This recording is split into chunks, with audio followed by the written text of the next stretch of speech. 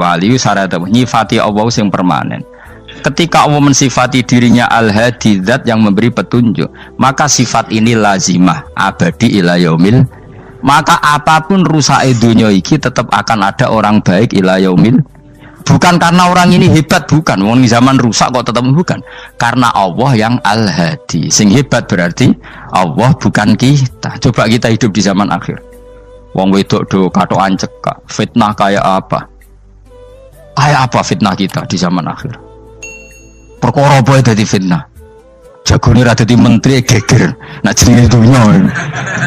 Jadi jenenge dunya, tapi tetep do saleh. Wong ibadah tambah ke kaji lo antri. Dal kaji 36 juta. Indonesia gua antri puluhan tahun. Wa qala ta'ala afa hasibtum annama khalaqnakum abatsan. Afa hasibtum mono to nyangka sira kabeh annama khalaqna mestine gawe ingsun kuwi sira kabeh tak gawe abasan khali ora ana gunane. Masa kamu ngira bahwa penciptaan kalian tuh gak ana gunane? Wa annakum lan nyangka sira kabeh. Wa annakum lan kowe nyangka sira kabeh ilena maring ingsun kowe nyangka latur jauna ora den balekno sira kabeh. Orang yang selalu berpikir bahwa dirinya itu teledor dalam hal taat, padahal Allah selalu baik pada dia. Kalau selalu berpikir gitu, mesti ya tawalladu dadi kalahirna minha sange hadil fikra al haya wisin. Wa hadza tafakkuru tailah mikir yazidu nambe apa tafakkur fi khaufika indal medisi rawati minallahi sange Allah taala. Orang yang berpikir demikian terus isin terus dadekno wedi pangeran. Wa yahmiluka lan dorong apa iki hada ka ing sira ala laumi nafsika ing atase modo awak sira mengkritik diri kamu sendiri wa taubihiha lan melehno nafsika wa mujamanabati taksiri lan ngeduwi pepeko wa mulazamati tasmiri lan mulazamah no netepi cangcut. Tasmir mana cangcut nopo serius nih, tasmir bahasa Indonesia ini serius. Kalau orang tahu dirinya gegabah pepeko dalam ibadah, kemudian tahu itu disalahkan Allah, pasti dia akan menjauhi taksir itu, sembrono itu, dan selalu nopo serius melakukan nopo ibadah. Mun kula terangno nggih masalah mulai fikrotun fi wa'dillahi ta'ala. Terus kita tahu di Quran, di hadis itu ada janji Allah, kemudian ada nopo ancaman Allah. Terus yang dijanjikan tentu para wali. Wali wong apik, kowe wali sanggepe wali. Wali amatir wali pokoke wali. Terus perilaku sing ora disenengi Allah. Kalau beri contoh nggih sing aman, maksudnya aman itu ada di beberapa kitab. Misalnya Fathul Mu'in. Fathul Mu'in itu kitab yang dipakai semua pesantren, kitab fikih. Itu kalau ngeritik kamu kalau mau sholat, iku kudu ana melayune. Mane kula nu sering gawe syariat teng santri kula, pokoke nek jamaah mbuh pira kadare iku ana melayune. Guling-gilingan nak kowe iku serius. Kan yo ora lucu misalnya dipanggil kiaimu terus mlaku sewantai kan koyo wong ora peduli no. Nah, dawe Mu'in itu sederhana oleh contoh. Karena Allah itu mengkritik orang munafik yang kalau berangkat ke sholat itu malas-malesan. Artinya fal kasal iku min sifatil munafikin. Malas-malesan adalah sifatnya orang munafik. Jadi kena ape sholat terus sampai angop terus rokoknya tindakno sik. Sewantes. Nah iku rondok. Rondok PKI rondok munafik kan. Wae rondok. Mergo sifat itu sifat yang napa? Munafik. Wa idza qamu ila sholati qamu kusala. Kalau mereka berangkat ke sholat itu secara malas-malesan. Nah, kebalikannya orang baik itu wasari'u ila maghfirati rabbikum. Kalau ada sesuatu yang potensi menjadikan maghfirahnya Allah itu kesusu cepet-cepetan. Ngan rata-rata kiai nak melaku iku banter. Guling-gilingan nak menuju barang apik iku ketok serius. Nah kiai kok mlakune lon-lon kemungkinan nek ra di dhuwit ya ketuan. Ora pati iso ngaji, jare sing anteng-anteng kuwi ana makonane, paham no? Sekali-kali nek ngaji pas marung ana tat ngaji mlayu nganti nabrak-nabrak wong. Iku insyaallah luwih keren apa? Tapi yo ngawur nganti nabrak-nabrak. Kalau cerita, dadi mulane kadang wong khusuk ora wali, Mas. Kowe nu angel dadi wali. Mergo nek ape ngaji ku angop niku ora wali-wali. Mulane iki mareni terakhir iki mareni ya. Jadi tumak nina itu ada batasnya, enggak boleh tumak nina fil khairi. Kalau kebaikan kudu wasa riwono kesusun. Sebagian ayat kebaikan diredaksen Allah fafirru ila wa firru ku melayu. Jadi kan apa ngaji kok lon-lon pejama itu gak seru, kudu napa? melayu. Ono melayu nih, ono unsur cepet-cepet. Mulane kadang wong anteng ra dadi wali-wali mereka kenemenen. Paham ya? Ini peringatan ke wong Solo mbek Jogja nih. Nah bab iki ape wong Madura. Tapi nak hadis la takhdhab ape wong Solo mbek Jogja. Dadi kok plus minus apa? Madura soleh lah kandhani la takhdhab itu paling abot. Aja gampang muring-muring. Paling abot. Lan kula di santri Madura kathah. Tak kandhani pantangane hadisnya Madura la takhdhab. Mergo Madura paling susah nak disuruh menahan muring-muring. Nah wong Solo Jogja nak kon kesusu ra gelem. Ngalon-alon waton kelakon Muhammadan. Saiki jog ngaji dirubah no. Sing wong Jogja koyo Ruhin barang Melayu, sing wong Madura ora apa? Ora emosi. Jadi ya enggak apa-apa, memang kita tidak pernah sempurna. Nah, kula wong Pantura radi seneng miso wong Pantura niku. Mergo belah no. Tapi ini penting kula aturno, makanya ndak ada ibadah yang Nabi itu tidak kesusu. Bahkan saking kesusunya Nabi itu pernah ada kejadian dan ini enggak bisa ditiru secara fikih. Saya ulang lagi ini enggak bisa ditiru secara fikih. Ada air itu kira-kira ya hanya sekitar 100 meter. Tapi saya ulang lagi ini nggak bisa ditiru secara fikih. Nabi itu tidak wudu, tapi tayamum yang dekat sama debu di dekat kamarnya Nabi. Itu riwayat yang memang nggak bisa ditiru tapi harus dibenarkan. Ketika Nabi ditanya kenapa engkau tidak menuju air itu, jadi saya tidak yakin sampai air itu. Padahal saya kesusu nang suci. Jadi saking inginnya Nabi nang suci itu sudah yang dekat tayamum saya tayamum. Tapi saya ulang lagi ini nggak bisa ditiru secara fikih. Karena kamu tidak akan hadir kayak Nabi. Makanya ini tak peringatkan kamu kan tidak akan hadir. Meniru aku kira iso, meniru Nabi itu baru iso. Iso Gus nak niru yang jajal mau kitab koyo aku nak melengkar kabeh.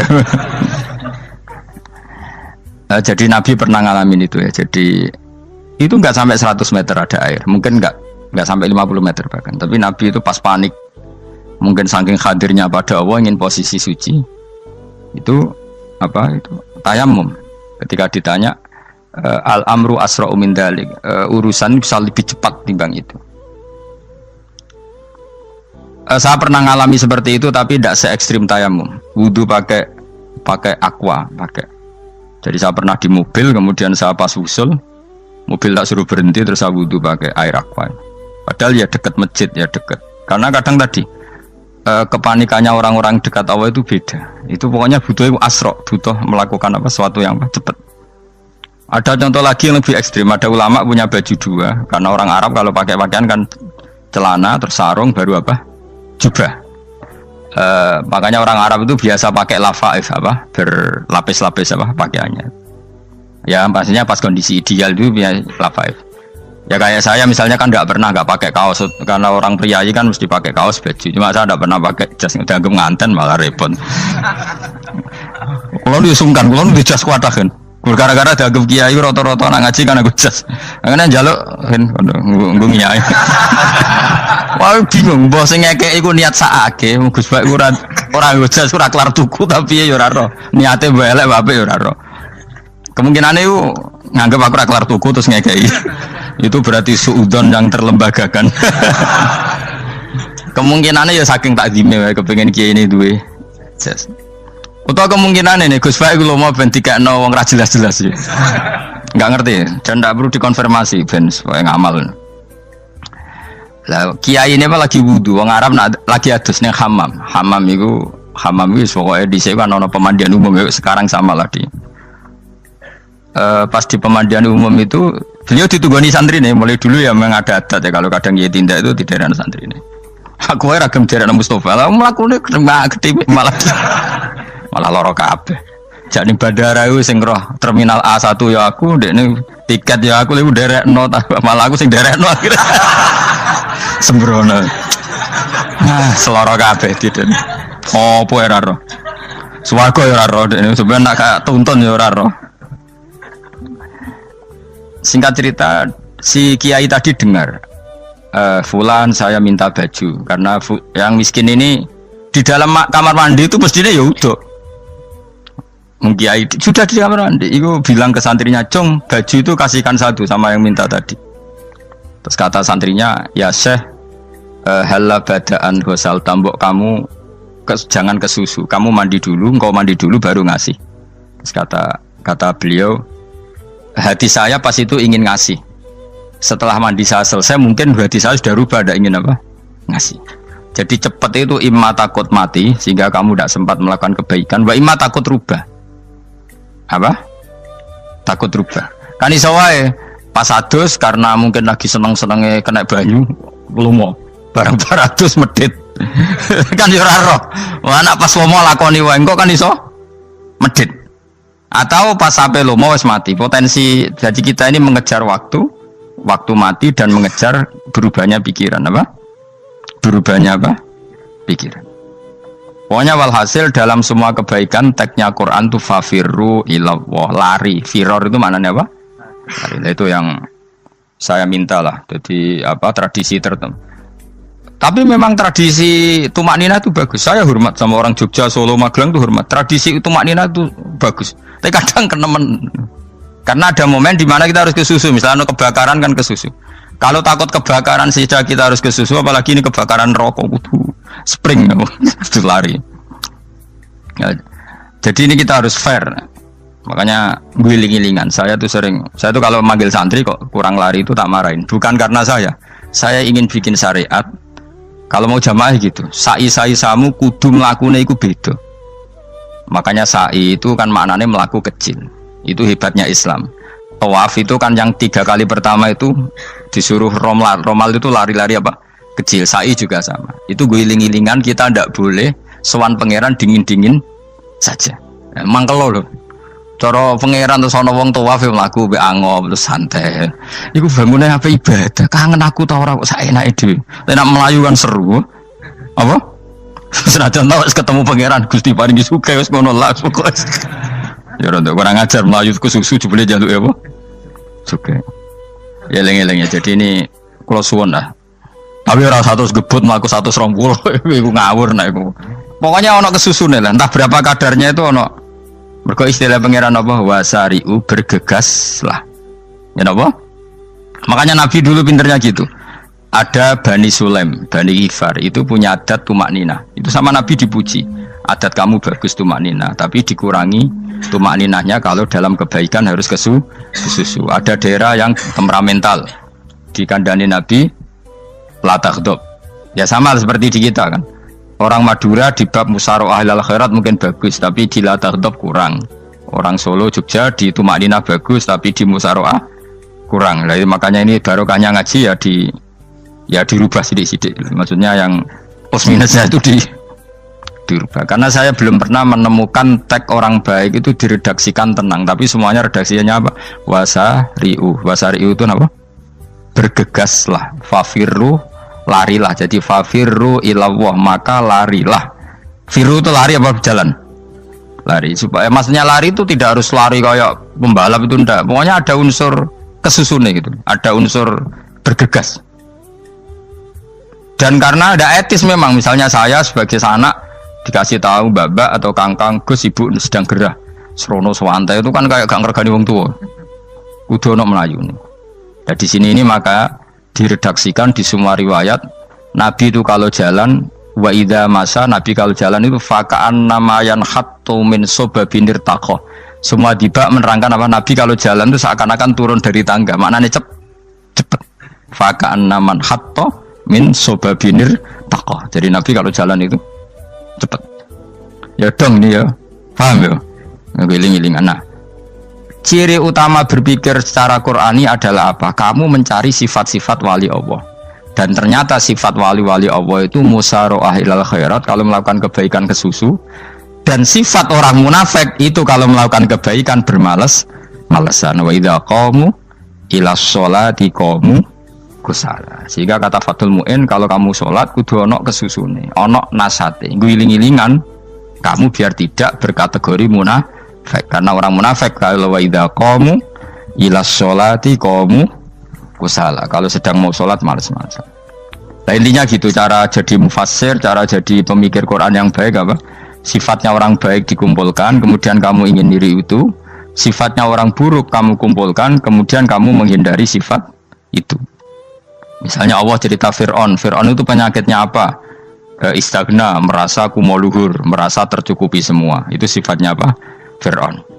Tapi sifatnya orang baik itu ya Yuhannasu antumul fuqara'u ilallah. Sifat orang baik adalah merasa fakir, merasa enggak siapa-siapa di depan Allah Subhanahu wa taala. Sehingga keangkuhan itu sifat Fir'aun, merasa fakir, merasa enggak siapa-siapa adalah sifatnya orang baik. Makanya nadumanya Habib Abdul Haddad masyhur itu. Ana abdun soro fakhri dimna fakri, itu yang sering dinyanyikan, dilakukan para wali-wali itu apa? Ana abdun soro fakhri dimna fakri. Jadi ana uta ingsun abdun kawula. Soro ingkang dadi apa fakhri kebanggaan ingsun iku dimna fakri mergo fakir ingsun. Jadi saya ini hambamu ya Allah, yang sebagai kebanggaan saya adalah saya selalu butuh kepada Engkau. Karena ciri utama orang jelek adalah hidup seakan-akan nggak butuh sama campur tangannya Allah Subhanahu wa taala. Kalau saya punya uang pasti senang, punya jabatan pasti senang. Saya jadi menteri mesti beres semua, saya jadi gubernur beres semua. Merasa bisa semua itu min sifati Fir'aun, itu sifatnya Fir'aun. Tapi kalau kamu jadi menteri, jadi gubernur, saya tidak siapa-siapa tanpa pertolongan Allah. Saya kiai pun tidak bisa apa-apa tanpa pertolongan Allah.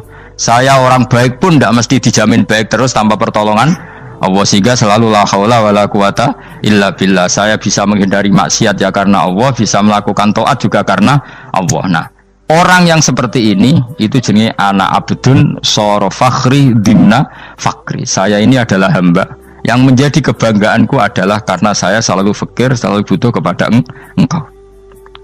Ini penting kalau terangkan, jadi supaya orang terbiasa. Dan kalau seneng ngaji ini paling seneng. Kenapa saya ngaji seneng? Karena tadi kebaikannya Allah, nikmatnya Allah saya omongkan, sehingga dengar orang banyak bahwa Allah itu baik, Allah itu zat yang kita tuju, Allahu Somad. Jadi kalau saya jadi wali karena di kamar 40 dino paling terkenal wali, terus wong salam template yo ndongakno, terus untung aku ora untung blas. Lan cara bapak wali be ulama iku mulya ulama, wali iku nak terkenal wali paling banter wong sowan nggo gula, sing untung ndekne. Tapi kalau ulama menerangkan kebaikan, orang dengar semua, akhirnya Islam menjadi siar.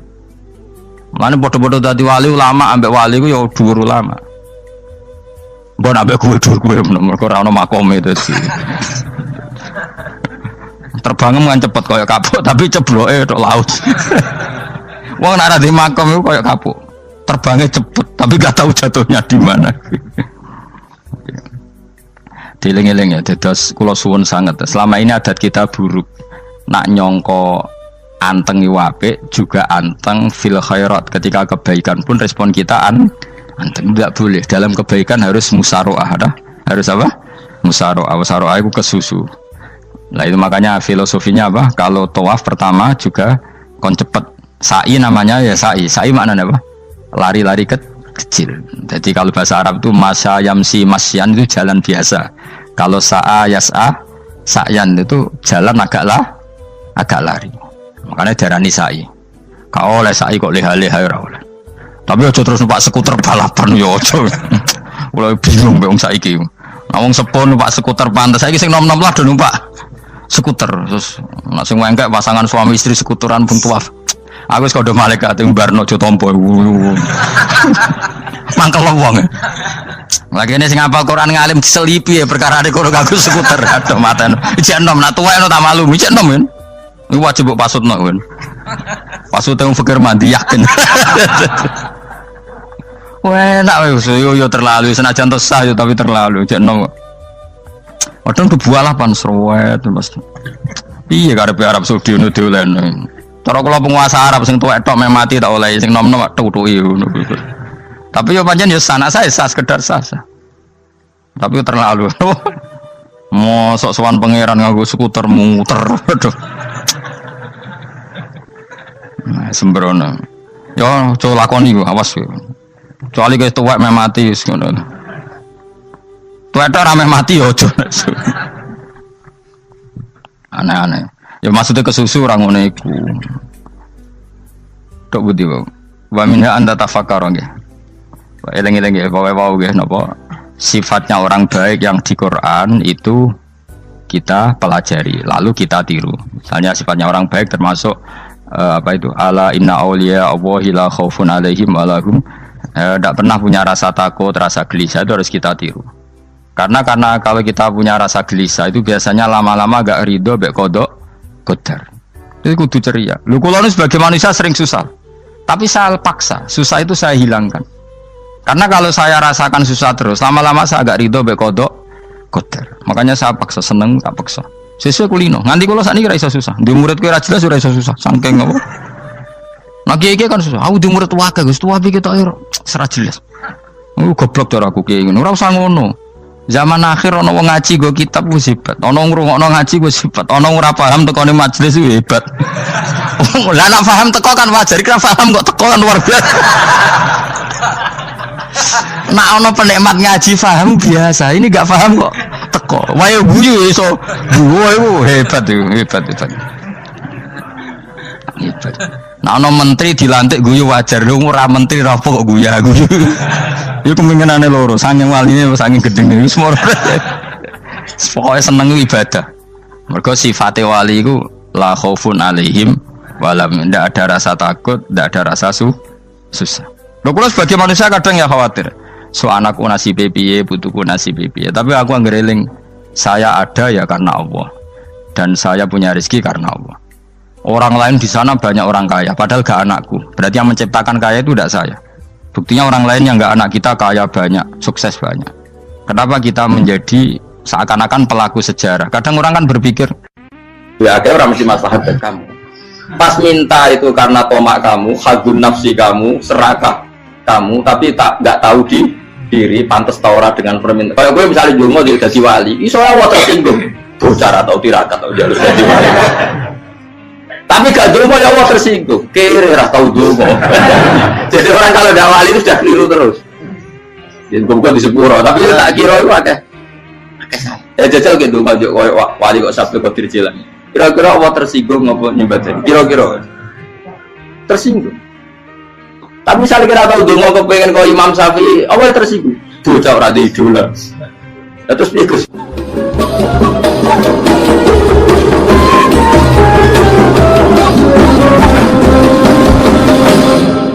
Artinya gini loh, ketika manusia mengatakan mampu, itu ada sekian hal yang manusia itu tidak ikut melakukannya, tidak ikut menciptakannya. Misalnya kue nyupir, supirana enak, punya pengalaman, tidak kecelakaan karena apa? Nyupir kue enak, mobilku normal, mobilmu normal lah, atau wabrak mobil yang mabuk gak. Nah di sini ini manusia dituntut, diingatkan terus, kamu itu butuh Allah, rahmat Allah itu yang melindungi kamu, bukan keahlian kamu, bukan kecakapan, karena tanpa itu semua tidak bisa, semuanya Allah. Ya, tapi manusia tadi gara-gara misalnya tadi mobilnya normal, dia punya keahlian nyupir, terus mengklaim kalau keselamatan dia itu karena hati-hatinya dia, karena mobilnya normal. Padahal ada sekian catatan yang menjadikan dia selamat dan semuanya itu kudrahnya Allah Subhanahu wa Ta'ala. Misalnya gak ditabrak wong mabuk, gak ono gempa, gak ono bumi merekah. Misalnya kita pintar nyupir lah, terus bumi memangap, terus kita templung nggak apa-apa. Kemudian daerah-daerah kayak ya rasa tak sebut nomor itu. Kira tahu muka siapa yo, bener mari tak sebut nomor yang ngeri. Intinya Indonesia ora aman, tapi kita tenangai satunya ora aman kabeh, ora sing aman. Ora usah kuwatir dikuwi faksi, ora usah kuwatir meteor jatuh, kabeh ya potensi napa? Potensi semua. Sehingga ini sedikit saya ijazahkan. Suatu saat kata Rasulullah, saya yang Mu'ad melihat kamu hanya sejengkal di depan para ulama ketika nanti di akhirat. Terus Mu'ad tanya, Rasulullah tanya, kenapa kamu hanya satu jengkal dengan derajatnya para ulama ketika sowan Allah? Terjawabnya Mu'ad, kamu punya amal apa? Terjawabnya Mu'ad, ya Rasulullah, saya tidak pernah melangkahkan satu kaki, kecuali saya tidak pernah yakin apa bisa melangkahkan kaki yang satunya. Dan saya tidak pernah mengunyah satu makanan, kecuali saya juga tidak pernah yakin apa bisa menelannya. Dan saya tidak pernah bernafas satu nafas kecuali saya tidak yakin apa bisa nafas berikutnya. Saking dia tergantung ta'aluk semuanya sama kudrahnya Allah Subhanahu wa Ta'ala. Lalu kita ini kan sok. Kalau makanan sudah di depannya kayak pasti bisa makan. Kalau dia sudah sehat jalan seakan-akan pasti bisa meneruskan. Padahal 0, sekian detik gue melaku dihantam mobil ya selesai. Misalnya stroke ya selesai, tidak bisa jalan. Sehingga para wali-walinya Allah itu orang yang filah gotin min lahadotagi, setiap kedipan dia, setiap perilaku dia itu hanya ta'aluk ambil Allah Subhanahu wa ta'ala. Itu yang disebut ya ayyuhannasu antumul fuqara'u ila. Nah, kemudian resiko makom ini, ya semua makom tak ada resikonya. Resiko makom ini itu biasanya dia lupa doa. Kenapa lupa doa? Karena doa itu terdefinisikan. Tak wari ilmu hakikat, harus rumah serah paham lah, tak ulang no. Ya resiko ilmu saya ingatkannya. Ilmu itu kan ada dua. Ada ilmu yang karena didefinisikan, dan itu akhirnya menjadi masalah. Sebenarnya ilmu itu tidak perlu definisi. Kedua, ilmu yang kita rasakan. Misalnya gini, kalau sama saya tanya, kamu pernah nggak minta jadi punya uang banyak? Nggak, tanya, pernah nggak minta? Terus artinya minta itu apa? Terus kita mendefinisikan, menengadahkan tangan, bilang ya Allah, saya minta uang banyak, saya minta ingin beli mobil. Itu namanya apa? Tidak jauh saja. Doa kan? Itu kesalahan kita. Kesalahan kita mendefinisikan doa itu, misalnya menengadahkan tangan dan memohon dan menyebutkan permohonannya itu terus disebut doa. Nah, tapi kalau menurut Allah, sistem tubuh kamu yang menghendaki punya mobil, sistem tubuh kamu yang ingin punya uang banyak, reaksi tubuh kamu yang terhinakan karena ditagih orang atau butuh uang, ini menurut Allah ya sudah kamu itu peminta-minta. Saya ulang lagi ya. Sehingga menurut Allah kamu minta tidak minta ya tetap berstatus peminta, pengemis. Nah, orang-orang yang sudah wusul, meskipun itu kondisional ya, tidak selalu. Itu ya dia pikirannya menengadahkan tangan apa enggak ya sama saja tubuhnya merasa minta, sehingga dia tidak perlu mengekspresikan minta. Nah, terus orang yang fikih bilang seperti itu tuh sombong, wong kok gak tahu dungo.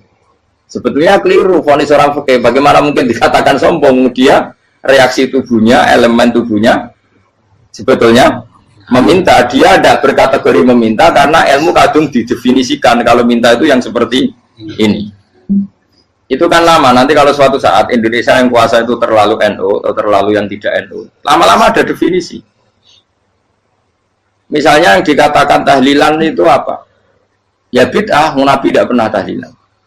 Sahabat tidak pernah nahlilin Nabi. Malah nanya kaji Nabi jadi tahlil. Mana nih tahlilan jalukno sepuro mayit, kaji Nabi jalukno sepuro. Sehingga dengan tradisi itu tahlil itu masuk definisi bid'ah.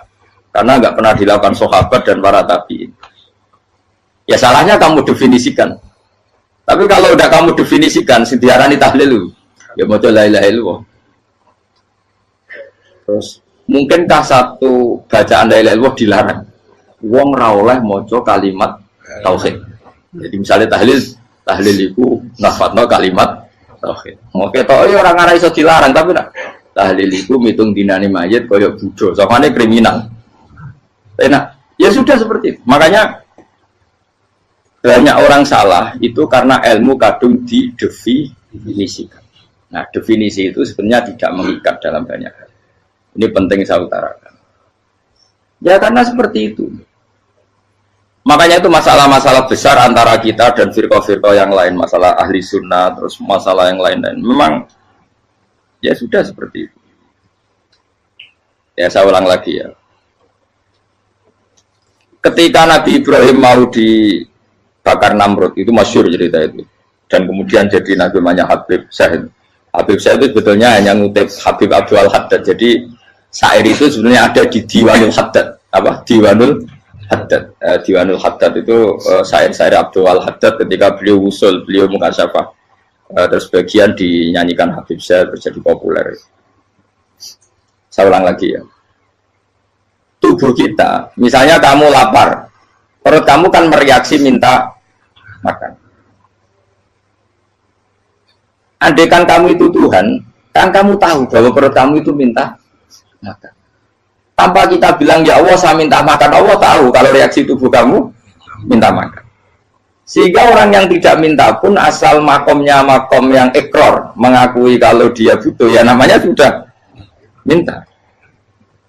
Tapi fikih kadang mendefinisikan sing darane minta itu hanya madhep kiblat terus menengadakan tadi dan sebagainya. Ya sudah kita sebagai orang pengikut ya yang ikuti fikih, yang ikuti tasawuf sebetulnya itu definisi yang sepihak. Sehingga ketika Nabi Ibrahim mau dibakar Namrud, masyhur itu cerita itu. Beberapa hari mungkin bulan-bulan orang disuruh Namrud cari kayu sebanyak-banyaknya. Ketika kayu sudah terkumpul mungkin satu lapangan, Ibrahim mau dibakar. Pegawai Namrud itu bingung caranya mencalok Ibrahim. Mereka saking gedene napa? Api. Nak dicalok ke ado itu ratok tengah. Nak diparekno itu kepanasan. Masyhur.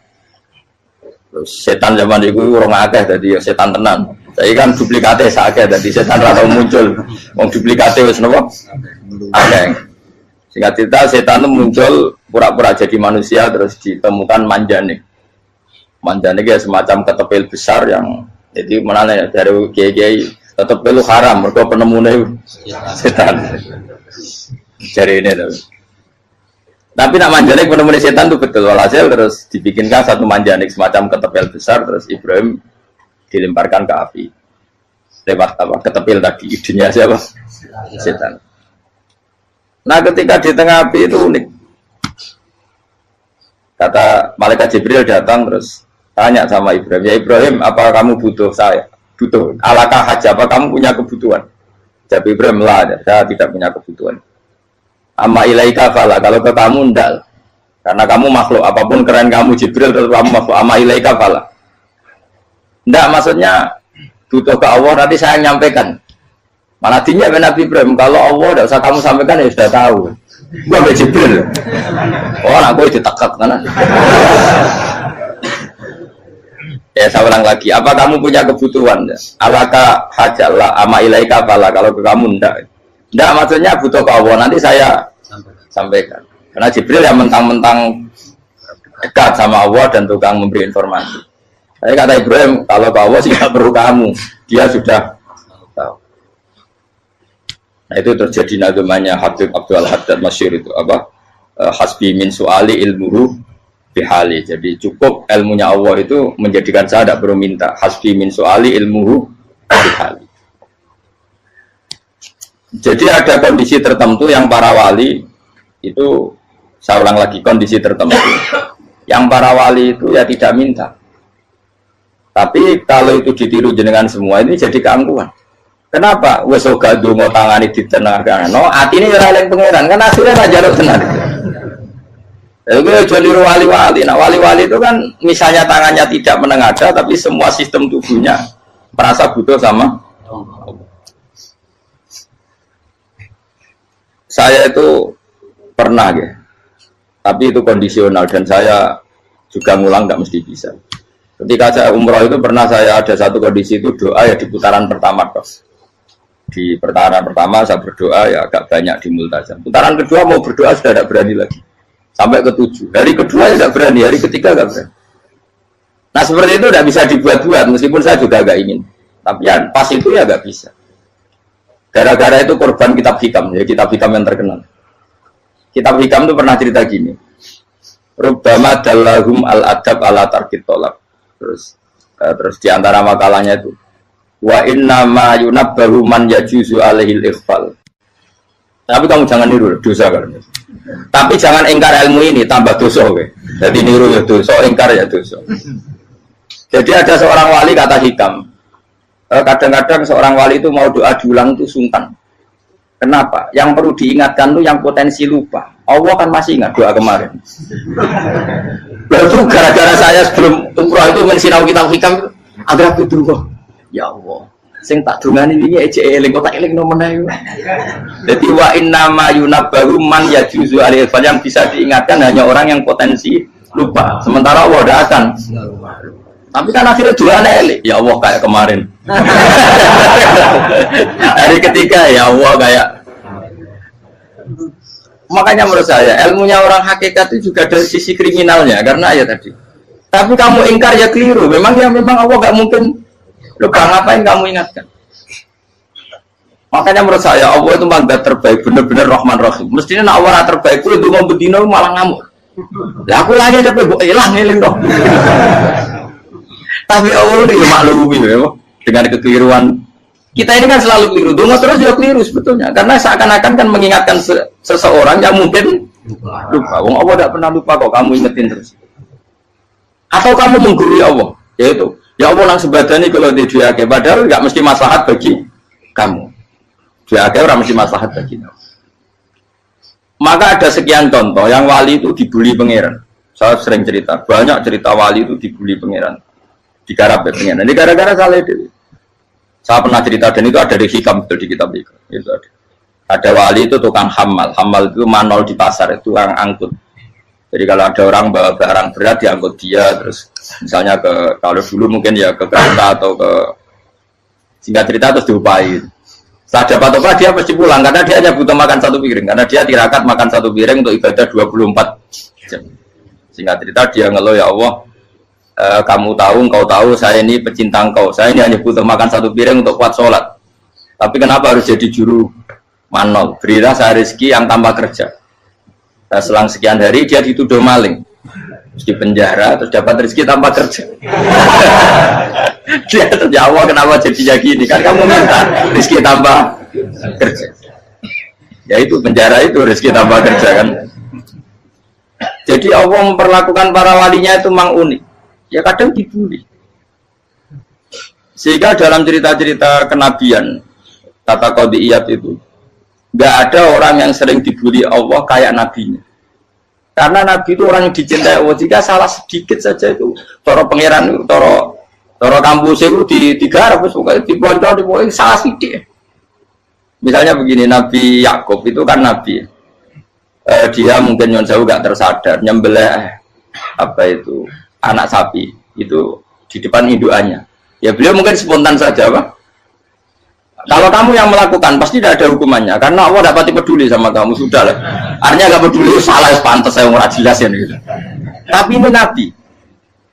Ketika itu terus indukannya sapi tadi ya Allah Yakub itu kekasihmu. Saya tidak berani sama dia karena dia kekasih.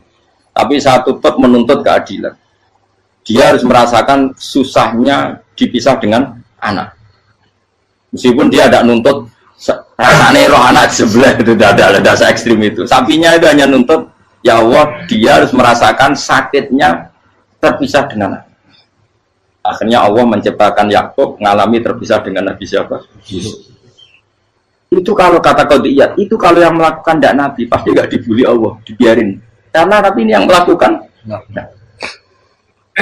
Terus ini Nabi Yusuf lagi, malah rasa daftar wali berat. Nabi Yusuf itu di penjara itu karena terdolimi apa karena memang dia salah? Terdolimi.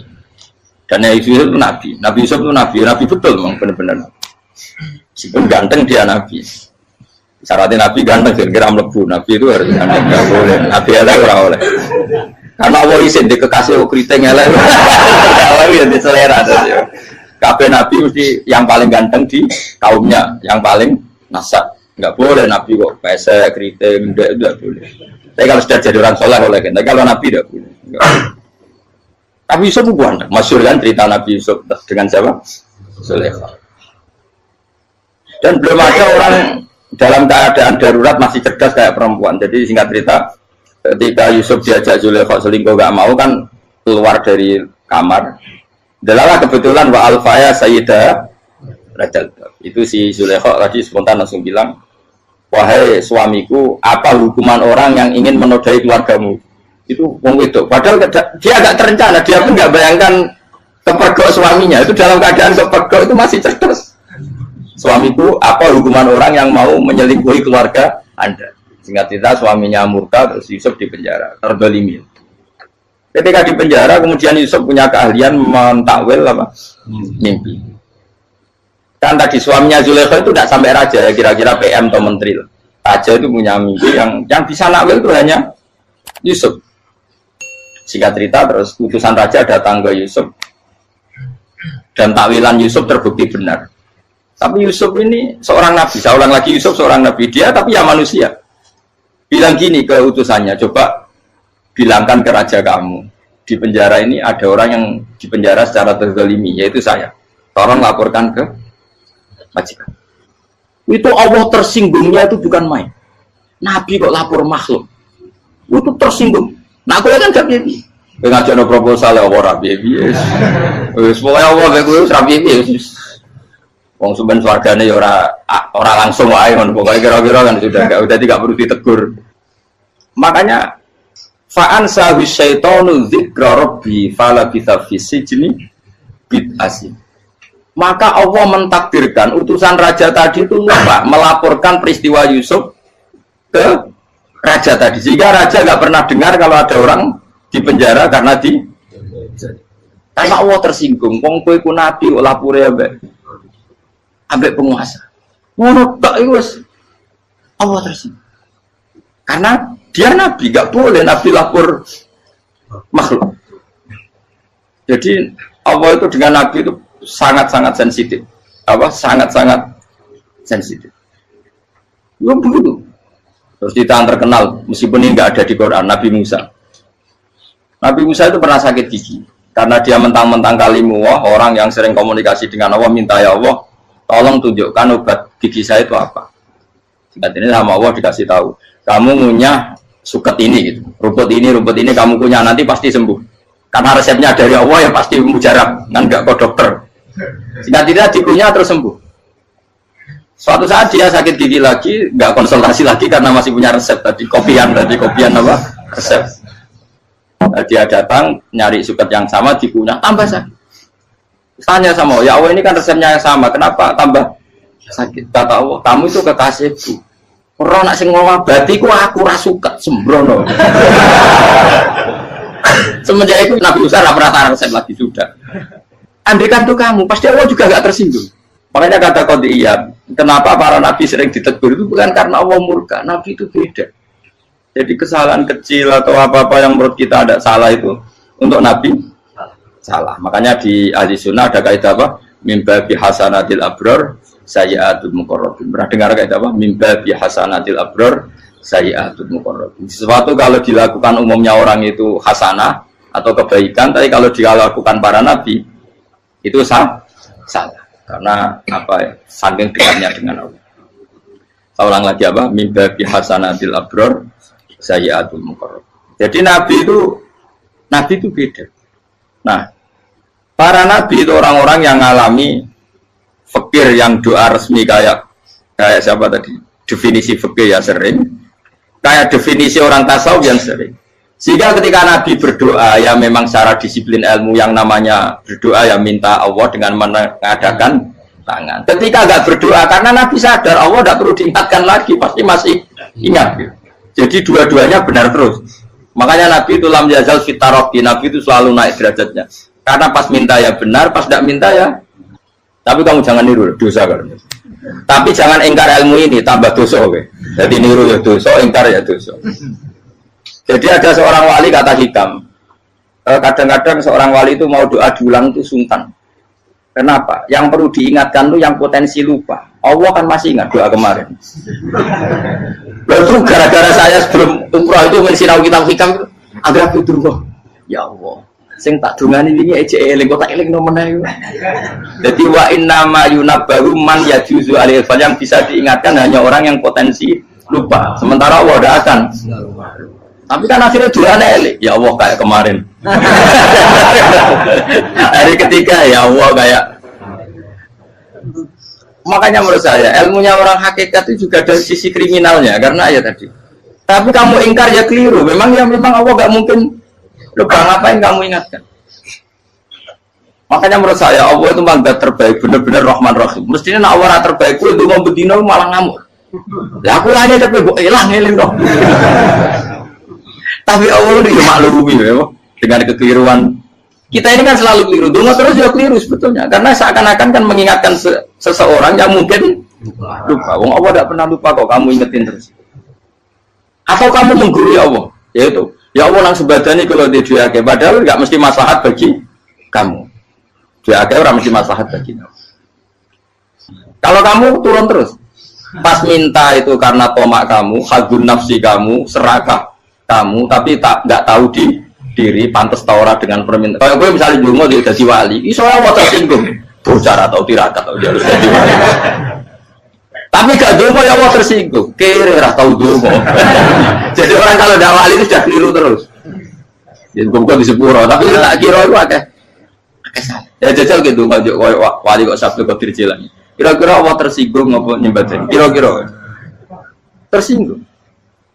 Tapi misalnya kira tahu dongo kepengen kok Imam Syafi'i, Allah tersinggung. Bocah ora di idola. Ya terus piye Gus? Ya piye kadung salah biasa wis. Wis bakat salah no. Bakat salah. Wis dongane sing gampang gak mesti bener. Rabbana dzalamna anfusana wa lam taghfir lana wa tarhamna lanakunanna minal khasirin. Tak pernah punya kitab dan kitab itu menurut saya luar biasa. Bahkan ketika adu bully itu, adu cara mahasiswa itu kayak pelonconan itu. Nabi sama Nabi pengiran gitu dan itu sekali yang satu salah melakukan disiplin ilmu sampai pengiran itu degradasi.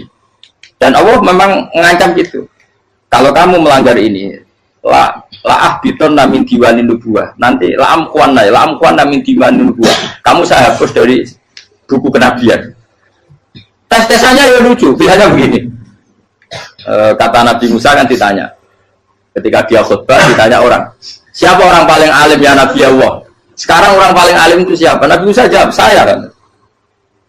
Ya itu Allah tersinggung karena wong kok berarti ini bodoh. Tapi ada kan Nabi Musa kok jawab Fauzi, itu salah, tambah salah meneh. Atau enggak Furugen, malah salah meneh. Tapi jawab Musa ya salah. Saya Gusti, saya kan. Orang paling alim siapa? Saya. Allah memperingatkan Musa, ada seseorang yang lebih alim ketimbang kamu. Coba kamu harus ketemu dia. Ketemu dengan cerita ketemu Nabi siapa? Khidir. Terus dalam 3 sesi ini, 3 babak ini buli-bulian. Nabi Khidir itu dalam 3 babak ini selalu kelihatan salah.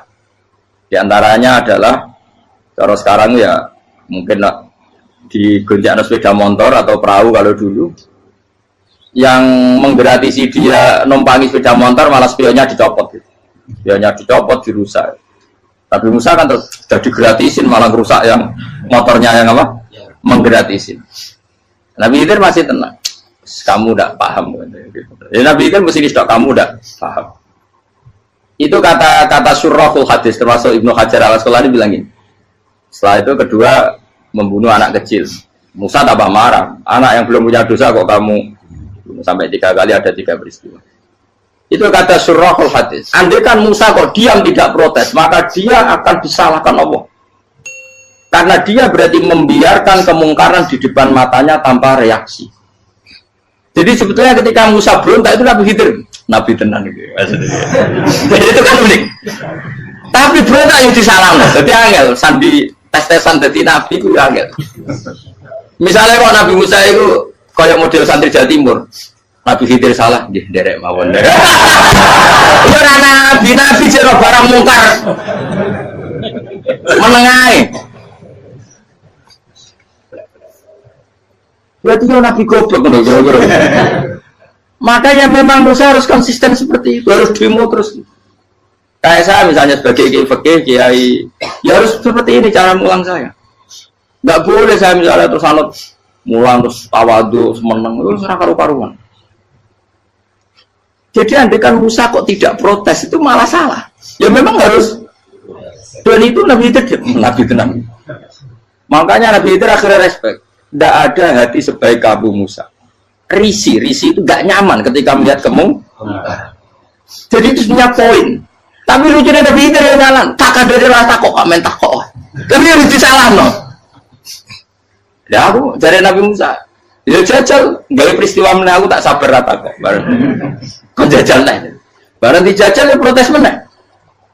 Barang protes meneh, tinggal 1 kali kesempatan. Kowe takok meneh, wis ora dadi muridku.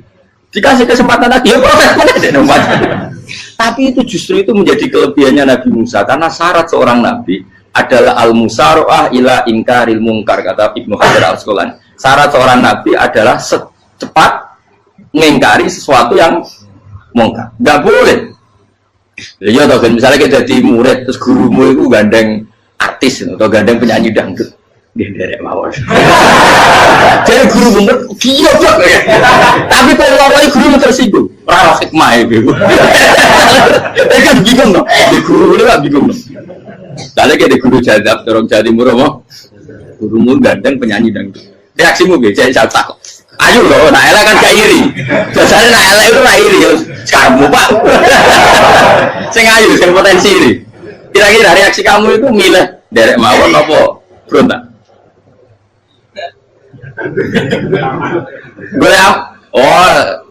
Nak gurumu wong alim, mesti nak pasti meneng. Muridku giyo, tidak sensitif. Roh barang mungkar dilakukan di depannya kok tidak reaksi, tidak protes, tidak gebet tenang. Tapi lucunya guru mau nak protes, gak ada akhlak. Guru lagi senengnya kok rawat. Nah Nabi itu kan buli-bulian. Jadi Nabi Khidir dengan Nabi Musa itu tepat-tepat. Karena dua orang ini sama-sama kekasih Allah. Itu Nabi Musa justru barokahnya itu dia tidak pernah kelasmennya di bawah Nabi Khidir. Semua ulama sepakat kelasmennya Musa tetap di atas Nabi Khidir. Sehingga yang berlakunya tetap ilmunya Nabi Musa, bahwa membunuh anak kecil tidak boleh, merusak perahu milik orang lain tidak boleh. Karena Allah tetap lebih respect dengan ilmunya Nabi Musa. Nabi Khidir tetap ilmunya nggak dipakai, meskipun dia disebut hakikat. Karena ilmunya Nabi Khidir ngani ngoyo, wong ape mutus kok ngenteni kinceng loh mahfud. Lah sing iso iku sapa? Barang ra mungkin kok. Makanya Nabi Khidir terakhir menutup kalimatnya wa ma fa'altuhu an amri. Dzalika ta'wilu ma lam tasdi alaihi sob. Aku dhewe nglakoni iki ya ora roh, wis ditakdir nglakoni ngene. Dadi Nabi Khidir ya ora paham. Jadi wa ma fa'altu an amri itu akhir kira-kira artinya saya sendiri tidak melakukan ini karena inspirasi saya sendiri atau keputusan saya sendiri. Tahu-tahu saya ditakdir melakukan. Karena pas itu Nabi Khidir disetting semuanya dengan ilmu hakikat, yaitu bayi tadi memang kutiba kafiron, kutiba kenapa? Kafiron. Memang dia nanti kalau umur nganti tua ditakdir mati kafir. Daripada mati kafir nanti, ya sudah mati sekarang. Tapi nggak mungkin kan ada syariat daripada soben beling mateni kecil. Orang syariat tetap ikut Nabi Musa. Makanya kata Ibnu Hajar Al-Asqalani itu uniknya Allah sama para wali-walinya. Wali itu kelirullah, itu tetap disenangi pengen. Terus pengenan nabi ini kecil-kecil kan, yo pada nak wong. Terus keempat kan. Tadi kan saya punya contoh 3, ini contoh keempat, ini terakhir. Akhirnya kok ilmu merah cukup, tetap salah bingung nggak? Nabi itu minggat itu boleh tidak? Tanpa pamit, minggat itu pergi nggak pamit itu boleh tidak? Tidak boleh. Rasulullah meskipun kayak apa disakiti di Mekah itu tidak pernah minggat, tidak pernah hijrah. Saya ulang lagi, karena butuh izin. Tapi Allah pernah punya kekasih, yaitu Nabi Yunus. Nabi siapa? Yunus. Itu Quran meredaksikan ya abako itu terjemahnya apa? Minggat. Kalau pergi itu tidak ada. Tapi ini Allah meredaksikan itu abako itu ya minggat. Nabi Yunus itu dakwah di daerah Nainua. Nainua itu ya Babylon sana. Kampungnya namanya Nainua. Ya daerah Babylon. Babylon itu kalau di geografis modern ikut Irak. Ikut mana? Irak. Jadi Kufa, Basra, Babylon. Terus siapa itu yang ngalahkan pasukan Yahudi dulu itu Buktanasor, Hebukat, Nasir itu ikut mana? Babylon, apa? Babylon. Bama unzila alal malaka ini di Babila Harutama. Makanya kalau ulama-ulama melihat Irak kacau sampai sekarang itu tidak kaget. Irak itu Ardun Mal'unah kalau di kitab-kitab. Bumi yang memang sudah terlaknati mulai dulu. Sehingga ketika ada kasus Saddam Hussein sekarang itu ulama tidak kaget. Zaman Rasulullah Sugeng itu Irak itu termasuk sudah bumi yang guna keazalah. Jadi di sana pasti banyak fitnah. Fitnah pertama yang dicatat sejarah adalah Mautul Hussein, apa? Kabudutnya Said siapa? Hussein di Karbala. Era Imam Syafi'i adalah zaman Mifnah, ulama dibantai karena dipaksa mengatakan Quran apa? Makhluk. Terus konflik-konflik sampai era Saddam Hussein terus era sekarang jadi. Lah kita ini ulama sebenarnya tahu tarikh itu. Tapi di era modern kan dianalisis karena campur tangan ini itu ya sudah lah. Sebab goblok pun daripada ngebantah-bantahan malah kamu. Ibu goblok, ibu pinter. Sekarang kan analisisnya kan, wah ini ada campur tangan pihak ketiga diciptakan nih saunu ini. Ya kalau intelijen harus ngomong seperti itu. Kalau kita seperti ulama memang dari dulu dicap Nabi hunalika az-zalazil wal fitan. Saya teruskan. Nabi Yunus itu dakwai kaumnya itu lama sekali dan tidak iman. Nah semua nabi kalau kaumnya tidak iman itu diberi hak Allah ngancam akan adanya adab apa? Ngancam akan adanya adab. Nabi Yunus ngomong gitu terusin. nanti kalau kamu udah iman, lu pasti kena azab. Anggap saja dia ngancam gitu sudah berbulan-bulan. Singkat cerita, azab baru tinggal 3 hari lagi. Ayo nang iman, tinggal 3 hari lagi. Ya kira-kira dia ngomong misalnya Ahad, berarti Ahad, Senin, Selasa. Atau kamu milih Selasa, ya Rabu, Kamis. Singkat cerita Ahad itu dia gak kuat. Wah, semuanya kurang tolong dino kaumku tetap orang iman. Mantel asal, minggat deh. Minggat ya, jadi mau minggat kan nggak punya tujuan, so asal pergi jauh saja. Ada perahu, sekenanya dia naik saja. Namanya minggat nih. Kalau bawa bekal terencana, bawa visa, paspor kan plesir namanya. Jadi minggat itu ya enggak, ya sekenanya nggak persiapan. Singkat cerita sampai ikut perahu nelayan tadi, terus zaman itu ya ada mitos kalau ada gelombang yang nggak wajar, pasti ada orang minggat. Terus ditanya siapa yang minggat, Nabi Yunus kan orangnya jujur saya katanya. Ya sudah, yang minggat harus dicemplung kau. Ya, terus ada yang agak baik, ya jangan gitulah. Ini kan kita semua butuh selamat, judi dulu. Terus judi satu lagi ketemu Yunus. Coba mungkin salah udahnya, judi lagi ketemu sampai 3 kali ketemu Yunus. Makanya fasahama fakana minal mudkhadin, diuji, dia kalah kemudian tenggelam. Fal taqamahul khutu wa huwa mulim. Terus dia diuntal, ditelan oleh ikan nun. Di situ ikan nun digambarkan saking besarnya itu. Dan ini uniknya Allah sama kekasihnya. Sudah Allah menyalahkan tapi unik. Ikan ini kan itu sama Allah dikasih instruksi. Kamu nggak boleh makan dia. Dia kekasih saya. Terus ketika di tengah di perut apa? Ikan. Dia kegelapan. Terus Nabi Yunus cita-citanya satu, ya Allah. Kalau saya sumpah diri saya tidak bisa baca tasbih. Hanya sama Allah disulap perut ikan itu jadi masjid. Jadi dia di dalam perut ikan ya santai saja tetap wiridan. Santai. Fana ada fi dzulumati alla ilaha illa anta subhanak inni kuntu minadz zalimin. Ya dia santai aja wiridan karena perut ikan bagi dia adalah masjid. Ya dia disalahkan Allah karena abako tadi minggat hijrah tanpa pamit. Tapi juga dibila-bilain Allah, ikan tadi tidak boleh nelan. Ini perlakuan Allah sama orang yang bikin. Tapi karena dia Nabi uniknya apa? Dino Ahad itu kaumnya udah nginceng ngomong Nabi Yunus. Rame-rame nginceng. Lucunya cara nginceng gini. Nak Yunus nih ngomah, berarti berdua. Ngomong apa ada kok, dia tengok-tengok. Bukan dinceng Nabi Yunus juga ada. Oh tenang ono ada, mulai ngomong rawani nih ngomah. Itu uniknya pangeran. Jadi ngomong dia orang minggat dia salah. Ngomong dia orang minggat berarti kaumnya. Jadi kalau ada kalau gempa bumi liku faksi kok dia neng. Oh, nah ono tenan rak melayu, nyatanya gak melayu. Jadi bahwa didesain minggat. Tapi Nabi kan disalah, Nabi ora pamit. Makanya masyhur, saya itu punya kitab karangannya Habib Alim Alamah, babanya Habib Anis, Habib Ali bin Husain yang ngarang apa? Ali bin Muhammad bin Husain karang yang disebut duror itu. Itu diantara doanya gini. Tapi jangan tiru loh, berawali. Aku rawani niru. Cuma saya hafal secara ilmu, tapi saya tidak berani. Waj'al sayyiati man ahbabta. Ya Allah, jadikan kesalahan saya itu kesalahan orang yang kau cintai. Terus pokoknya salah lain jadi pengiran kadung seneng, salah lain ya sampai wae wong seneng. Waj'al sayyiati man ahbab. Terus kayak gue lah dimanja wong tuamu, anak paling disayang. Salah wae lucu. Kowe cah cilik. Kowe seneng cah cilik. Salah wae Becano gelas ya lucu, tiba ya lucu. Tibane cah tua-tua. Bro, jelalatan mulane tiba. Nah itu barang kau menginceng omahe Nabi Yunus gak ono wong. Wah, berarti adab mau turun betul. Andai kan adab tidak jadi turun, pasti Nabi Yunus berada di tenang. Wes. Barang mulai malam Kamis, adab itu sudah kelihatan. Ada puting beliung, ada apa sudah jelas pasti ada.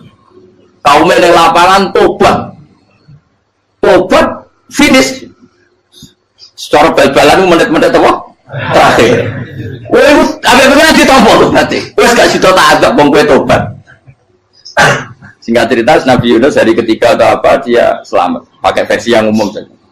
Selamat fal taqamaul khutu bahwa falaula annahu kana minal musabbihin la bi batni ila yaumi yub'atsun. Akhirnya dimuntahkan sama ikan nun tadi terus dia keluar.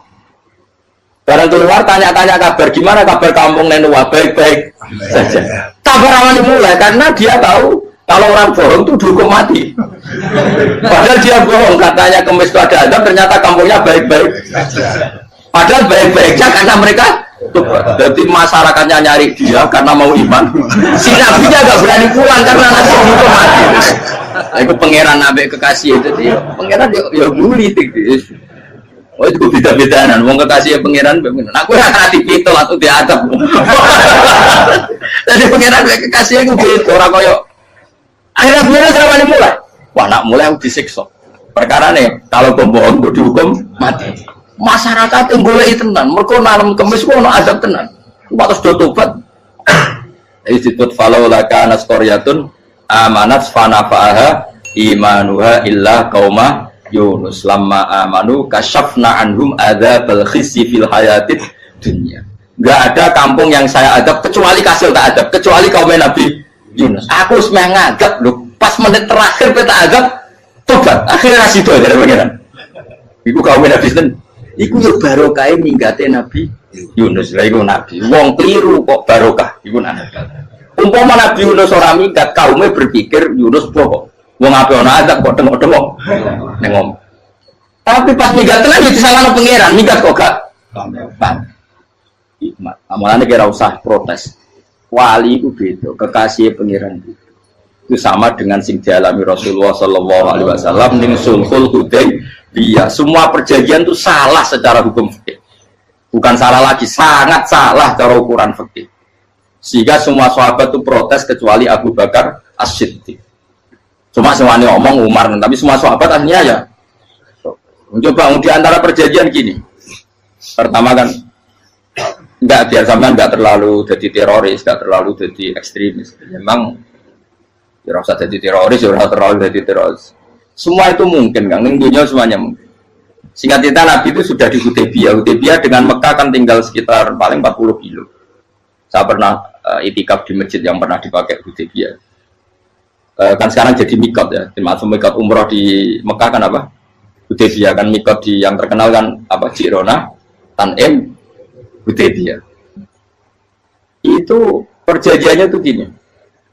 Perwakilan dari Quraisy namanya Suhail bin Amr, siapa? Suhail bin Amr. Perjanjiannya gini, Muhammad kamu tidak boleh masuk Mekah. Kamu boleh masuk Mekah itu tahun depan. Padahal Nabi sudah bilang kepada sahabatnya, ayo kita umroh. Dan diberi hak umroh. Tapi setelah sekitar 40 kilo masuk Mekah, dicegat sama orang kafir Quraisy. Lah, Nabi itu sakit tenan. Nabi kadung mentafsir, memberi berita gembira, saya mimpi kalian masuk tanah haram, aminina mukhalikin, aman semua. Semuanya bercukur gundul atau mencetak rambut. Pokoknya, terus kata sahabat senang sekali karena mimpi Rasulullah tidak pernah apa? Tidak pernah salah. Bareng di situ, di antara perjanjiannya, hadza ma kataba ali Muhammad Rasulullah. Ini perjanjian yang ditulis Muhammad Rasulullah. Kata Suhail, hapus kata Muhammad Rasulullah. Kalau saya tahu kamu Rasulullah tidak saya perangi, tulis Muhammad bin Abdullah. Kata Rasulullah, ya Ali hapus tulisan Muhammad Rasulullah. Kata Ali, tidak saya akan menghapus setelah Muhammad Rasulullah. Saya tapi unik. Hapus gak popoli, masih hapus aku tetap Rasulullah. Tulisan wajib. Jadi Nabi ya relax saja. Tapi Ali katanya, fawwama ana bimakhihi abadan. Saya tidak akan menghapus tulisan itu selamanya. Kata Nabi, benar gelem hapus. Tanganku didono, aku sing hapus. Nabi kan umi tidak bisa baca terus. Tangannya Nabi sendiri yang dilewatkan Ali ke tulisan itu sehingga terhapus. Nabi ya relax. Li, wong tulisan wae aku ora ditulis Rasulullah ya tetap Rasulullah. Nabi masih relax. Terus perjanjian kedua, kalau ada orang kafir Quraisy masuk Islam harus dikembalikan, karena berarti keluar dari habitat. Tapi kalau sudah Islam kok masuk kafir lagi harus dibiarkan, karena berarti kembali ke habitat. Nanti bilang ya nggak masalah. Semua perjanjian itu merugikan Islam. Itu secara fikih pasti salah. Akhirnya Umar itu protesnya keras sekali. Ya Rasulullah, apa engkau masih nabi? Utakail senang. Apa engkau masih nabi? Dan Nabi saya santai balai ya saya masih nabi. Tapi kenapa kamu hinakan kita dan memberikan kehormatan pada orang-orang kafir itu? Jawabnya kan Nabi lucu.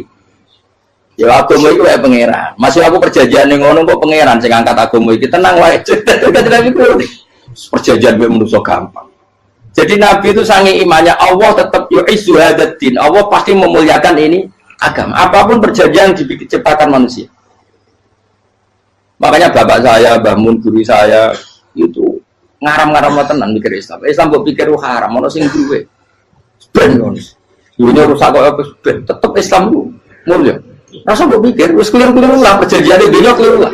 Lu coba Uni Soviet kayak apa hegemoninya? Kayak apa kuatnya Uni Soviet? 100 tahun mengkooptasi Uzbek, Tajikistan dan tapi apa bisa menghilangkan keimannya orang Uzbek Ceknya? Ketika Uni Soviet bubar langsung malah negara-negara itu jadi persemakmuran yang negara apa? Indonesia kayak apa? Dikooptasi PKI, dijajah Londo 350. Mbah Soleh Darat alim itu zaman Londo, buyut-buyutku alim zaman Londo. Iku semondok Mekah ya alim. Zaman PKI ada wong alim. Saya kira zaman Islam Nusantara apa ono sing alim koyo. Itu Islam menarik zaman wis di regani negara, zaman di negani negara terus mul. Karena ini agama milik Allah. Punya ketahanan yang luar biasa. Semuanya dari Nabi tentang kayak perjanjian salah lamar. Enggak apa-apa. Inna wa ta'ala a'azza hadati. Inna wa ta'ala la yudhi'u dinahu wa la yudhi'u. Pokoknya pangeran bakal ngebaru agamanya orang masalah perjanjian keliru lah. Perjanjian ketiga itu semuanya merugikan Islam. Tapi apa kata Abu Bakar ketika protes Nabi gak dijawab? Datang Abu Bakar. Menurut kamu gimana? Jawab Abu Bakar lucu. Makanya ini menunjukkan makanya kenapa ahli sunnah berkeyakinan Abdullah sahabat itu siapa? Abu Bakar. Jawab Abu Bakar. Wes samar, perjanjiannya keliru lah, wes keliru lah. Kayak geremeng-geremeng santai negeri. Tapi la tadkhul bainahu wa baina habib.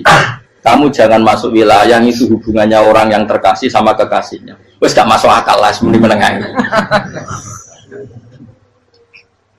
Ya sehingga ya sudah Allah punya. Ternyata nah perjanjian keempat ini yang agak Nabi hanya minta gini toh. Itu saya turuti semua, tapi saya minta satu hal kata Nabi. Bolehkan diskusi tentang Islam terbuka. Makanya diskusi terbuka itu baru kata Nabi. Jangan larang orang mendiskusikan Islam. Itu dok mintanya. Oke dari Suel, diskusi wae pikirannya Suel kan, diskusi wae. Enggak masuk Islam, diskusi. Jangan larang orang yang membicarakan Islam secara terbuka. Ada kata terbuka dari Suel, oke enggak masalah. Itu dok, yang itu pun enggak jelas menentukan Islam apa? Enggak. Akhirnya apa yang terjadi? Darun Nadwa, tempat-tempat pertemuan, cara saat ini gedung parlemen, semuanya itu diskusi. Sajane Muhammad itu sopot, konsep Islam itu, dan semua yang cerdas juga. Sajane ya benar Muhammad. Membawa tuh banyak giok tenan. Banyak giok tenan waktu kok di. Terus nak Yahudi, Yahudi ora bener bisa, Nasrani ora bener pengiran atau. Wah diskusi. Sesuai hasil diskusi sepakat, jadi tetap bener Muhammad. Jadi tetap bener Muhammad. Akhirnya hasil diskusi itu akhirnya mereka membatalkan perjanjiannya sendiri. Perkara baru kayak apa? Malah Nabi ketika balik di Medina, Umar sempat protes yang dalam. Oke ya Rasulullah, saya terima konsep Anda, tapi saya menyisakan satu pertanyaan. Jadi jenengan itu ada ayat yang nurjuna la tadkhulun al masjidal harama insyaallahu aminina muhalliqina ru'usakum. Lah kok nyatane ra sida mlebu Mekah malah kita terusir kembali lagi ke Medina. Iku Nabi yang agak lucu ngendikan. Mar, ning ayat iku ora gak ono taune. Apa ono ayat iku tahun iki sing ngatene tahun iki ra kuwe. Jadi Nabi yo ora ono taune ya. Ora ono taune kok tahun iki dhewe kan kira-kira. Ayat itu kan kalau tahu nih kemarin sing kira nafsiri tahun ini. Mau suatu saat kamu akan masuk Masjidil Haram. Tapi kan gak orang tahu deh ayat. Apa di ayat itu ada tahunnya Umar dan Allah bilang tahun ini ya enggak ya sudah kalau gak ada tahunnya ya, pokoknya mesti kapan-kapan terjadi. Tapi rasa itu. Kalau suka rugen kan gak orang tahu nih orang tahu. Mau aku tuh gak ada suka tapi tampung tahu. Bisa suwi. Nah. Akhirnya apa yang terjadi? Ada diskusi masif di Mekah. Setiap yang cerdas, setiap Nabi tanya, Abu Sufyan siapa? Nabi mau komentar gini, sama siapa teksnya? Misluhu la yajhalul Islam. Kalau Islam sudah didiskusikan, otak secerdas Ikrimah bin Abi Jahal, secerdas pasti tidak bodoh tentang Islam. Maknanya pasti akal yang waras memilih Islam. Wah, akhirnya Islam jadi masif. Ya sudah karena Islam sudah masif, tokoh-tokohnya cenderung Islam, akhirnya perjanjian itu dibatalkan sendiri. Akhirnya waro'aitan nasa yadkhuluna fi dinillahi afwaja. Akhirnya mereka berbondong-bondong masuk. Itu artinya apa? Nabi udah perjanjian cara fikih keliru wae, cara fikih cara dzahir keliru wae, tetap barokah karena punya hubungan khusus dengan Allah Subhanahu wa taala. Makanya la tadkhul bainahu wa baina habib. Itu kan kayak ya sudah seperti itu. Di pangeran makanya Sayyid Ali itu Sohibu Simtidur nak donga di antara doanya wa al sayyiati man ahbabta. Jadikan ya Allah kesalahan saya kesalahan orang yang engkau cinta. Karena ulama nyontono ngene, saiki Nabi Adam ambek iblis itu padha salah itu. Enggak jawab. Padha salah iblis itu salah bodoni Nabi Adam salah dilarang mangan wit khuldi tetep mangan. Mau trimo rayuan di sinten? Iblis. Tapi wong piye-piye pangeran ku seneng Nabi Adam. Sedih diusir bar sumat tabahu rabbuhu fataba alaihi wa bar langsung Adam ora metu kok swarga diwarai. Dampe kepengin tak sepuro nggih, tak warai dongane. Iblis tak diwarai. Mane kena dongo, lompat. Dadi mane ya pokoke wong disenengi menangan. Lan kaya kuwi dongo iku, kowe ora bakat wali biasa wae iki cerita. Ya sudah seperti itu. Ya, tapi emang ya sudah seperti itu. Nabi Adam itu orang pati keusir tenan itu fatawat ko Adam Robbi kalimatin fatawat. Jadi orang terlalu jauh dari surga. Kemana lagi pas pertama medun ke bumi sampai awal diwarai beberapa kalimat sing dadekno di sepuro pengiran. Kawat al sayyiati man ahbabta. Ini penting kalau atur namanya. Wilayah-wilayah kenabian itu wilayah yang kita tidak pernah tahu detailnya, tapi kita yakin Nabi itu para kekasih Allah. Dan agama Islam itu juga agama paling diridhoi. Maka di zaman apapun, kecewa apapun dengan perjanjian dengan negara maupun dengan dunia, Islam tetap di rumah pangeran. Itu ora usah kuat. Mikir Islam itu keliru. Nangit mayu oleh nak mikir keliru. Agama pangeran kok pikir. Sama masyhur. Sayyidina Umar itu kan khalifah paling sukses masalah futuhan. Di masalah apa? Futuhan.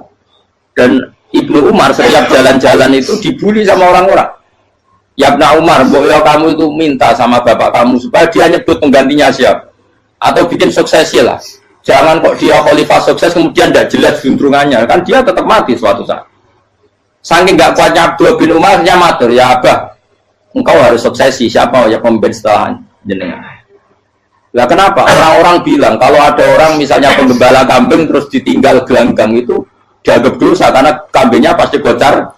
Apalagi ini urusan umat. Kamu tahu-tahu mati sebelum sesi ini pasti kacau. Umar langsung marah. Agama Islam juga sama dengan kambing kata Umar. Agama Islam agamanya pangeran, mesti diurusi pangeran. Aku mau khilafah. Aku mau sukses. Ben aku rasa mikir. Engko ora diurusi pangeran. Jadi Umar itu justru sangat hormatnya sama Islam itu dengan cara gak mau mikir Islam. Gak mikir berarti gak khidmah ya, tetap mengkhidmati Islam. Seperti saya ini kan yang khidmati Islam lewat mulan. Tapi orang tahu mikir nasib Islam. Islam orang kondang biye. Ditinggal Abu Bakar melaku, Umar melaku. Wali Songo mbek kowe rak mulya Wali Songo. Saiki jurus mudin yo mlaku, jurus KUA yo mlaku. Jurus mubalek sing kadang matre ku yo mlaku. Berapa kiai sing dadi oknum perkara proposal? Ya agama ya.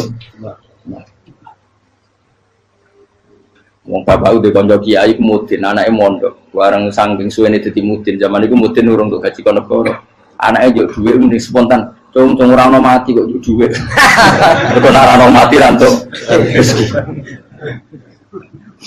Cung ora mati kok njuk dhuwit. Mulai agama ya ra piye juga. Mereka agama ini diurusi Allah. Ayo Nabi palsu pengkira wae mulai Musailama sampai Musotek sampai Elia Eden kurang lagi mulai wali palsu Romo dosa Romo sopo orang kabeh ora masalah. Uni Soviet kayak apa mengkooptasi Ceknya Uzbek akhirnya ya kalah Uni Soviet. Lagi Ceknya Uzbek jadi negara Islam kayak apa Donald Trump Islamfobia tapi sekarang orang Amerika malah berbondong-bondong masuk nopo Islam kayak mbok pikir malah Islam konsepnya malah rusak. Mereka terus di metodologi harusnya penyebaran Islam itu begini harusnya Mbah Mungkira pangeran ngomongnya harusnya Islam kadang melaku ya lewat mudin ya. Saya itu punya santri, ini kisahnya ada. Itu lahirnya di Bali, itu bisa baca Fathul Mu'in. Lahirnya di Bali. Bahkan dia ketika SD itu tukang mimpin lagu Hindu. Lagu Bali itu Hindu. Karena dia ketua kelas, tapi Islam. Semua cuma. Jadi ikut. Gara-gara jadi bapak itu bakal sate yang Bali. Ya bakal sate berhubung sukses, ponakannya misalnya ini diajak orang Madura kan, aslinya orang Madura. Setelah kampung itu menjadi kampung Muslim, lama-lama berkebutuhan punya masjid. Berhubung ke sana kiai, ono masjid masuk radio wong alim. Akhirnya anaknya di pondokno di Jawa. Pondokno di Jawa iso maca muin terus ngaji sama saya. Jadi saya neng Bali itu ono wong ora muin, ya ono santri di Bali mau cepat muin. Neng Jawa kadang wong ora iso maca muin. Jadi cuma bakal sate muter. Kayak Islam di Indonesia gara-gara pedagang Gujarat, meskipun sejarah itu diperdebatkan ya gara-gara dagang, karena mereka Muslim ya akhirnya menyebarkan apa? Jadi semudah itu Allah. Termasuk konflik Ali bin Muawiyah itu barokahnya sama susahnya konflik itu masih banyak barokahnya. Sayyidina Ali sama Sayyidina Muawiyah, karena kita ahli sunnah ya tidak menyalahkan salah satu madzhab ahli sunnah.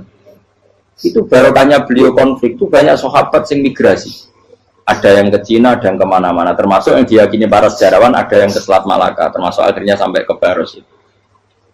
Barokahnya orang nggak nyaman di Yaman itu di Syria sama di Irak. Jadi Allah ngendikan marojal bahro ini nopo yal taqiyan, dua mata air itu dipertemukan, itu banyak muara sungai itu bermuara teng nopo laut. Kados kali Kapuas, kali pundi-pundi ini sawangannya bermuara teng laut. Yaltakian di sawangannya ketemu. Tapi itu semua hanya firoil apa? Ini dalam pandangan. Kulo nate banyak ngaji tenggene kitab-kitab karangan Imam Rozi. Imam Rozi itu ulama tafsir besar ingkang menjelaskan posisi Quran sebagai wahyu yang berkarakter bahasa. Jadi Quran ini wahyu, dia mesti bener. Tapi piye wae Quran itu bahasa. Ini rungaken ya. Jadi Quran piye wae napa? Bahasa. Mungkin sampean ben gak kaget. Mungkin sampean gak kaget wong imane sampean ipan mokong, ora wati paham lah iman napa? Mokong. Tapi kok anak putune sampean kok iso janggal mbek Quran. Nak generasine kula jenengan ra iso jawab, kok anak putune jenengan wis ra iman mbek Quran. Iman raturan, jadi gak diilmiah. Contohnya ngeten nggih. Ketika banyak ilmuwan itu bisa dari orang Islam piyambak, dari orang Barat, baik itu sekuler, orientalis, Kristen, Katolik, macam-macam. Ketika banyak ilmuwan itu penemuannya lebih diakui secara ilmiah ketimbang tulisan-tulisan agama, itu kan menimbulkan keguncangan. Ndadekno iman iku oleh. Misalnya ngeten sing terkenal. Mungkin jenengan sering pireng. Nabi nate dawuh bulan itu ning langit ketiga. Nah, srengenge ning langit keberapa? Kok terus terakhir langit terakhir itu sing digoni Jibril. Oke. Terus ketika wonten berita bahwa para NASA Amerika itu bisa naik bulan. Rata-rata kiai desa dulu gak percaya. Nabi Muhammad sing nabi nak munggah ning gone bulan tak pamit mbek Jibril ngono ae ra mesti dibukakno ngenteni diintegrasi saiki sapa Muhammad mbek sapa Jibril dibukakno. Itu satu contoh. Kula dhek dalu ngaji kalian santri-santri kula terangaken. Jadi masalah utama umat Islam itu antara lafadz ngene lugat iku terus diimani nganggo karpe dhewe. Lha iku sing dadi masalah utama. Lugat ya bahasa itu diimani menurut karpe dhewe, orang menurut karpe ilmiah. Contohnya gampang kan. Sampean bayangno langit itu apa? Langit itu satu wilayah, satu area sing digoni malaikat, satu area yang tidak tersentuh. Kamane bayangno langit itu satu area yang tidak tersentuh. Sehingga ana kabar nak bulan ning langit ketiga kok trimo manusa tok bulan terus sampean ora percaya. Gue dianggap masuk wilayah sing wis wilayah Jibril. Padahal tidak begitu. Masalah istilah sama itu istilah lughat. Terus Imam Rozi menjawab sama itu istilah lughat. Jadi sesuatu yang tidak bumi ini itu namanya sama. Sesuatu yang tidak bumi ini namanya sama. Sampean sing nate kaji, sing numpak pesawat. Kula nggih